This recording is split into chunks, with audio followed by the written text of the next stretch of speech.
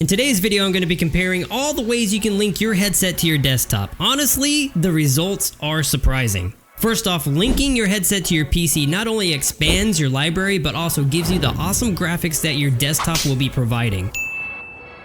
Now when you're air linking, there are many different tutorials out there. It really boils down to just downloading the application, jumping into your headset, going through the settings to select Airlink as an option, go and look for your PC, select that one, pair it, and voila, you should be in your desktop. Now I have two PCs I tested this on. One is running an RTX 3090, the other one is running an RTX 2070 Super. So just sitting here, before even loading into a game, you can see that Oculus is running 40% of my GPU. 40% of that 24 gigabytes. Just sitting here. When I loaded into Half-Life Alyx, you can see that I got a low GPU memory detected, something that never should happen when you have 24 gigabytes ascending from Jesus himself and being installed by the guardian angels right into your desktop. Honestly, I should never see one of these messages ever. So I just assumed that that 40% was not all allocated for and that the system could still borrow from it. So I went ahead and ignored the message, put everything on low settings, and while I was playing, I noticed I was using 100% of my GPU. Now this game has a reputation of having that high fidelity graphics for VR, so keep in mind that this is not going to happen on every single game. In fact, most of the games never even break into anything of this nature.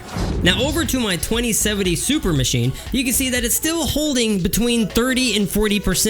Just sitting there. So I just wanted you to know that 30% of 8 gigs is 2.4, whereas 30% of 24 gigs is 7.2. That is a substantial difference in between the two. Why it's holding 30 to 40%, I do not know. Especially when both of the settings are the exact same. I'm running at 90 Hz with 4128 by 2096, bumped up ever so gingerly just to have that high-res beauty. Mwah. But it didn't seem to really matter because it still sucked down the same amount of resources.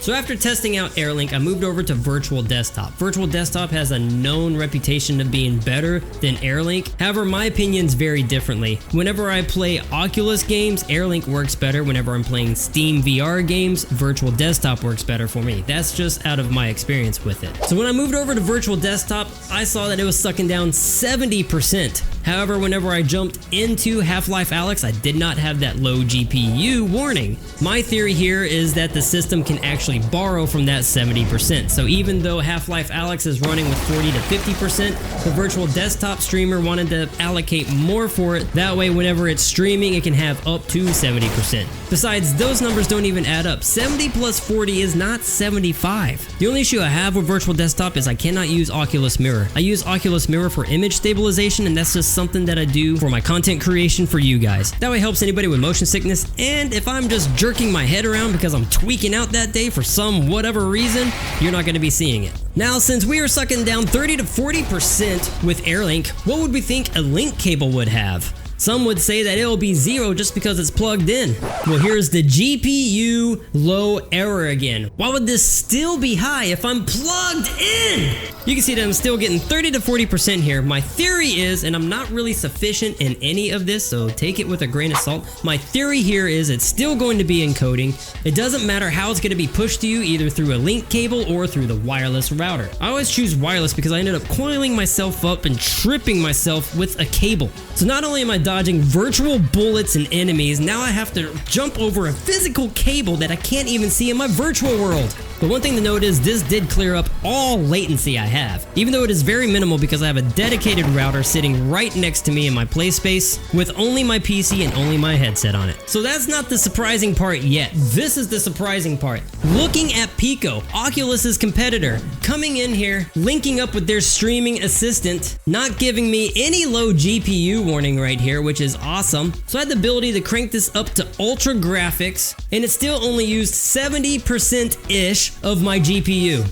Looking at this, I don't even see the streaming assistant up top. I had to thumb through to see streaming assistant had 0%. So it looked to put the workload directly onto Steam VR with a 51% there, and Half-Life Alyx still ran at a 40 to 50%. That deserves a celebration right there. What I did like about playing on the Pico is that this is a very lightweight headset, and I get to see what the technology is like in between the Quest 3 and the Quest 2. This is exactly what the technology was when they released it. We have the pancake lenses, we have the lightweight headset, the small form factor. The only thing I didn't like was the fact that the battery was built into the strap, rendering any third-party straps useless. Nobody can actually make one because if they get into it, you're gonna have to start rewiring all kinds of crap, and nobody wants that. So accessories for the Pico are a little limited when it comes to that. I really hope that with the release of the Quest 3, they're gonna be looking into some of the Airlink features and trying to make this not so resource demanding. I know nobody asked for this video, but you got it. If you found it helpful at all or even a little bit insightful, do leave a like, and I definitely appreciate you guys watching. I will see you guys next time. Peace out till then.